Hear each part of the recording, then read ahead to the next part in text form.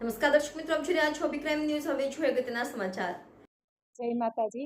હું કરડાણી શ્રદ્ધાબેન, શ્રી ઉમા મહિલા સંગઠન સમિતિ ઉપલેટા. હવે ખાસ માતાજી ભાદરવી પૂનમના દિવસે સિત્સર મુકામે અમે વાતે ગાતે બધા જઈએ છીએ.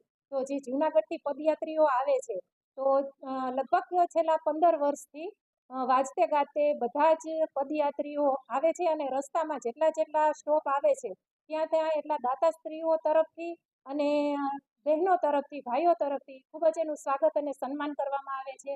દર વર્ષની જેમ અમારે અહીંયા ઉપલેટામાં પણ એમ કહીએ કે સર્વજ્ઞાતીય બધી જ જ્ઞાતિના ભાઈઓ અને બહેનો આ જગત જનની માં ઉમિયા જ્યારે સાક્ષાત પધારતી હોય અને ભાદરવી સુદ પૂનમના દિવસે અમે જ્યારે આટલું હર્ષોલ્લાસ સાથે ત્યાં અમારું વાજતે ગાતે અમે માતાજીના વધામણા કરતા હોઈએ છીએ, તો અમારો ઉત્સાહ અને ઉલ્લાસ ખાલી ઉપલેટાની જનતા જ નહીં પણ આજુબાજુના તમે ગ્રામ્ય વિસ્તારના જુઓ તો ભાઈઓ અને બહેનો અને નાના ભૂલકાઓ પણ આ આરતીમાં વાતે ગાતે માતાજીનું અને પદયાત્રીઓનું સ્વાગત કરે છે.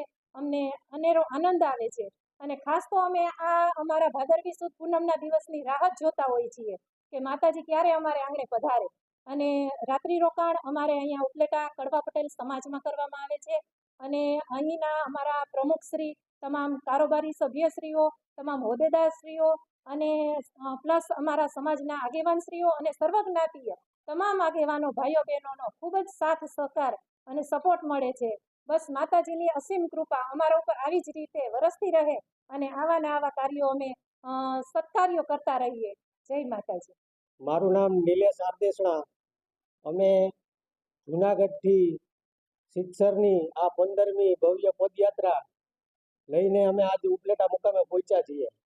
તો આની અંદર અમે જુનાગઢથી નીકળી અને દરેક ગામડાઓમાં સ્વાગત, માતાજીના આરતી કરતા આજે સાંજે અહીં અમે ઉપલેટા પહોંચ્યા છીએ અને કાલે સવારે નીકળશું અને અમે સિત્સર લગભગ 7-8 વાગે સિત્સર મુકામે પહોંચશું અને બીજે દિવસે જે ભાદરવા સુદ પૂનમ છે ત્યારે માતાજીનો હવન થાય છે, ત્યાં બધા હવનમાં રોકાશે અને લગભગ અમારે પદયાત્રિકો 450 થી 500 અમારી સાથે દર વખતે હોય છે અને આ વખતે પણ 450 આસપાસની સંખ્યા છે.